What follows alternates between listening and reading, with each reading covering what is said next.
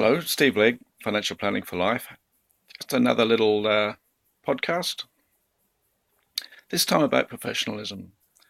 My industry, which I've been in since 1990, is being portrayed as unprofessional because advisors don't have degree qualifications across the board, or that the degree is now considered, if it was done more than 10 years ago, is now considered irrelevant. And this despite the fact that we do professional development all year, every year we have to, somewhere between 30 hours of approved education, or if you're a CFP, it's 40 every year. Most advisors, I would suggest, would do a lot more than that. And I would also suggest that most advisors are highly professional in the way they conduct their business.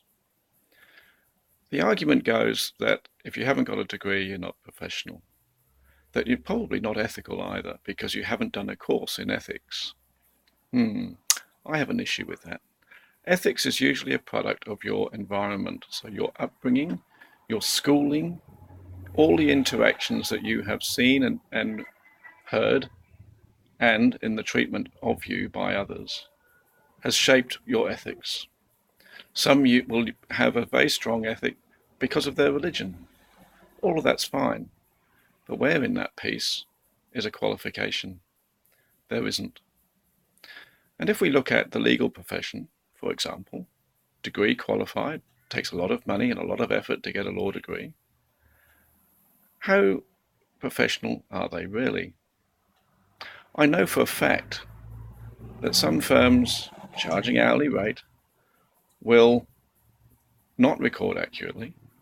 Sometimes, because it's an automated system, they'll open a file, go away and have coffee, come back, and during the month, the practice manager will be going around or looking at the computer system to say, "Oh, we've got a load of income coming in this month."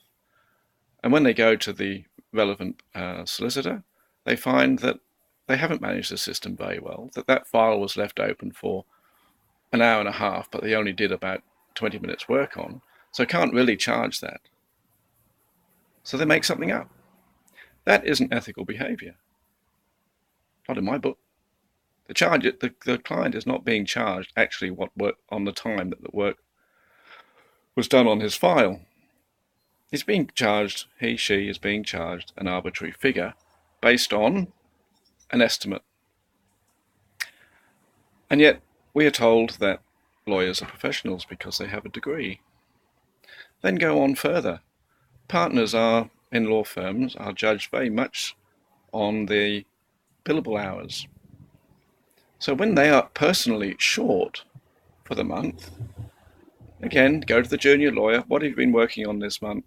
Okay, I'm taking that time.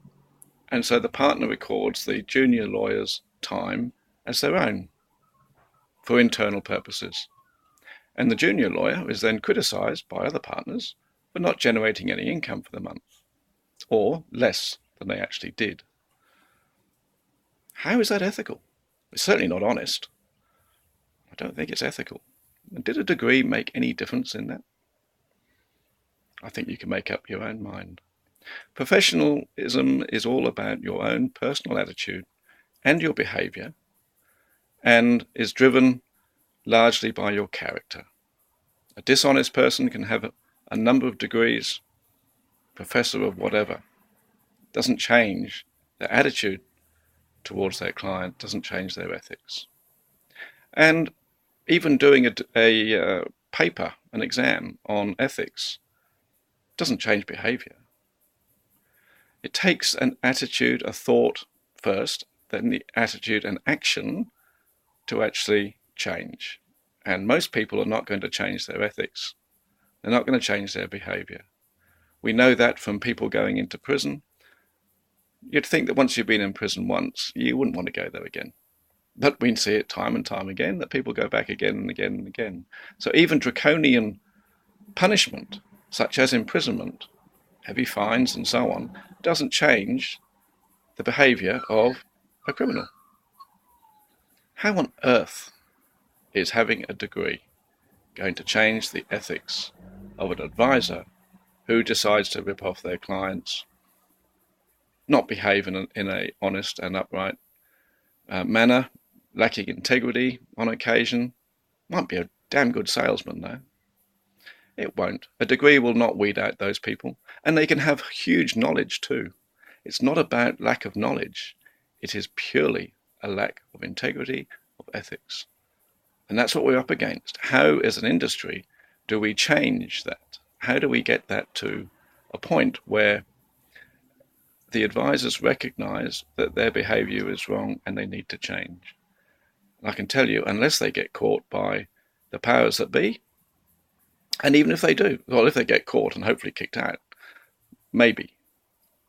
But if they get caught, fined, and they're allowed to continue to practice, then we're letting the whole industry down. We need to have an integrity at the top, and that's the FPA, the AFA, the FSC. Everybody needs to actually look at their own behavior, their own conflicts of interest in all of this, and don't get me started on that. We need to really look at ourselves, every single advisor, and look at what we do for our clients. Look at what we do in our daily life, and is it honest, ethical? Do we act with integrity? And if the answer to that is yes, you don't need a degree to prove you have ethics. And I hope that the Minister O'Dwyer, gets to see this, because quite honestly, I don't think the Minister has any idea about what the new education standards are likely to do to this industry, of which I'm a proud member. If surveys are right that up to 70%, 65 to 75, so we'll call it 70% of advisors will leave by 2024, then I can't see the recruiting side picking up that slack, losing so much experience just because some bright spark decides, let's have more education, let's lift the bar, because that will improve professionalism and that will improve ethical behavior. In my book, that's a load of baloney.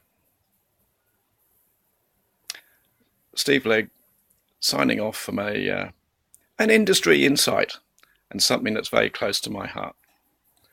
And by the way, I'm not going to go and get a degree.